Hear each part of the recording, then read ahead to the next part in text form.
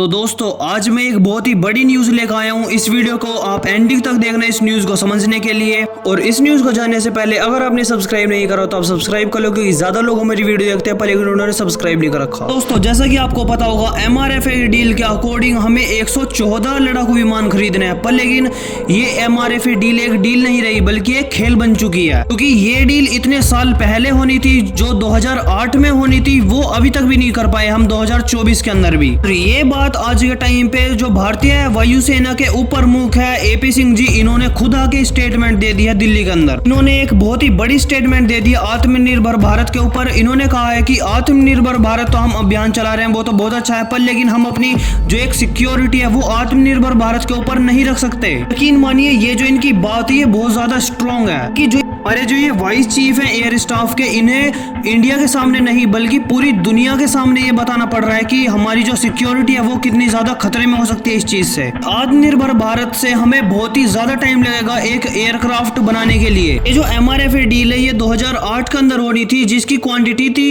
180 लड़ाकू विमान, पर लेकिन उसके बाद क्या हुआ, हमने सिर्फ 36 राफेल खरीदे इतनी कम क्वांटिटी में, और उसके बाद हमने MRFA डील को 114 के करीब कर दिया। लेकिन जो हमारी MRFA डील ये 2008 के अंदर होती तो हमें बहुत ज्यादा बड़ा फायदा हो सकता था, क्योंकि ये बहुत कम पैसे में हो जाती। पर लेकिन आज 2024 के अंदर भी अगर हम करते हैं ये MRFA डील तो ये बहुत महंगी हो जाएगी, और इसके अंदर जो हमारे एयरक्राफ्ट होंगे वो भी बहुत कम आएंगे इंडिया के लिए। आप ये भी देख सकते हो कि 2008 से लेके आज के टाइम पे 2024 के अंदर भी हम ये MRFA डील नहीं कर पाए हैं किसी भी देश के साथ। भारतीय सरकार है वो बार बार नए बहाने बनाती है हमारी एयरफोर्स के सामने, जैसे कि तेजस का Mark 2 आएगा, AMC आएगा, लेकिन इंडियन एयरफोर्स बोलती है ये जो आप लड़ाकू विमान बना रहे हो ये तो हमको जरूरत है ही, पर लेकिन आज के टाइम पे जो हमारे MiG-21 है उनको भी तो रिटायर करना है, उनका भी तो बहुत ज्यादा टाइम पीरियड हो चुका, और हमारे पास जो चाइना और पाकिस्तान को काउंटर करने के लिए लड़ाकू विमान चाहिए वो भी हमारे पास क्वांटिटी में नहीं है।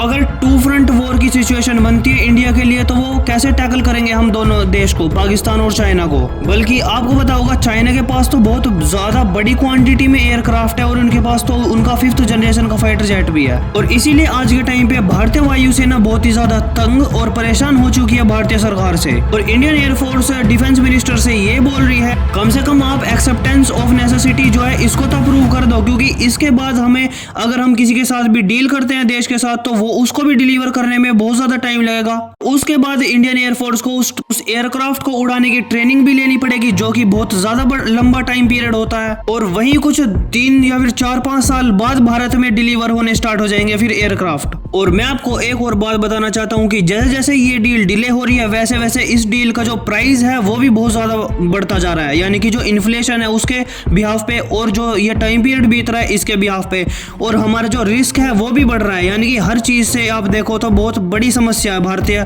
सरकार के लिए और इंडियन एयरफोर्स के लिए। और अगर भारतीय सरकार ये चीज नहीं अप्रूव करती है 114 लड़ाकू विमान की 2024 के अंदर, तो आप देख सकते हो कि 2025 या फिर 26 के अंदर इस जो एक डील होगी इसकी जो प्राइस है वो बहुत ही ज्यादा बढ़ जाएगी। और मैं आपको बता दूं ये सिर्फ जो 114 फाइटर जेट हम लेने की बात कर रहे हैं इनसे काम बिल्कुल नहीं चलेगा, क्योंकि चाइना आज के टाइम पे ये बोल रहा है उनका जो J-31 फाइटर जेट है जो कि 5th जनरेशन का फाइटर जेट है वो बोल रहा है कि हम पाकिस्तान को भी दे सकते हैं इसको। पाकिस्तान क्यों ना ले, पाकिस्तान भी चाहता है कि वो 5th जनरेशन के फाइटर जेट यूज करे अपनी एयरफोर्स के अंदर। तो आप देख सकते हो एक तरफ से चाइना और एक तरफ से पाकिस्तान तो एक डील पे डील करे जा रहे हैं, पर लेकिन इंडिया के पास तो 4th जनरेशन के फाइटर जेट ही नहीं है। इसीलिए ये बिल्कुल नेसेसरी बन जाता है कि भारत भी 5th जनरेशन के फाइटर जेट की भी डील करे, और जो 4th जनरेशन के फाइटर जेट की हमको कमी पड़ रही है एक बड़ी क्वांटिटी में उसको भी जल्दी से जल्दी अप्रूव करवाए, क्योंकि हमें इसलिए खरीदना पड़ेगा दूसरे देशों से फाइटर जेट 5th जनरेशन का, क्योंकि